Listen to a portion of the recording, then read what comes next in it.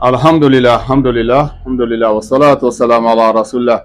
Nous remercions Allah qui, par sa grâce, nous redonne toujours les souffles de vie tous les matins. Alors aujourd'hui, il est question de parler d'une autre forme aussi de possession. La possession qui touche les gens depuis dans leur sommeil.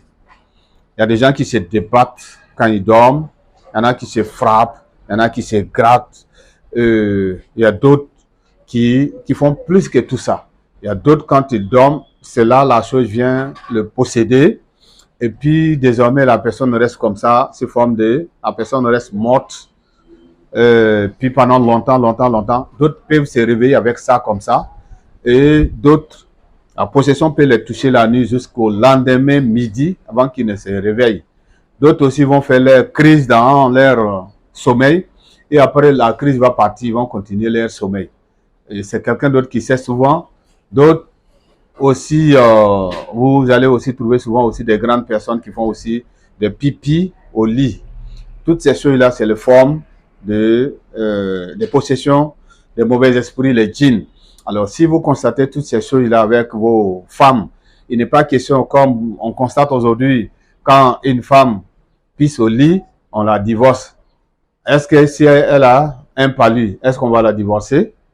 Est-ce que si la femme a une autre maladie qu'on peut soigner, est-ce qu'on va la divorcer? Ça ne vaut pas le coup.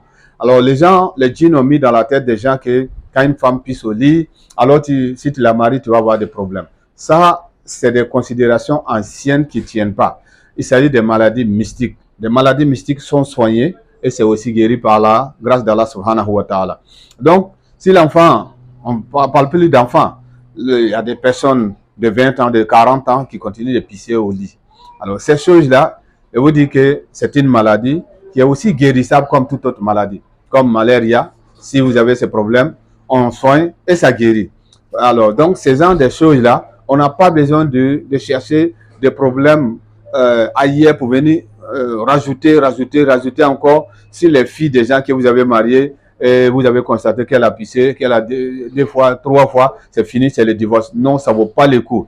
C'est des choses qui sont soignées, qui sont traitées, c'est nous ici. D'ailleurs, nous avons soigné beaucoup. Mais ce qu'il faut constater, ce que nous avons constaté, c'est que ce phénomène-là, ça fait que, alors, il y a des gens qui connaissaient rien là, qui vont te pousser à laisser ta femme. Alors, c'est une maladie, ça guérit, ça se soigne. La crise aussi, c'est pareil.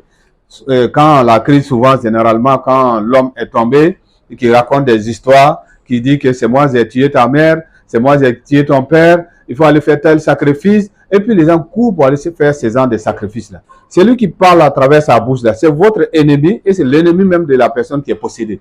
Pourquoi vous allez aller dans son sens? Il n'est pas question d'aller dans son sens parce que la personne, la malade, est son otage.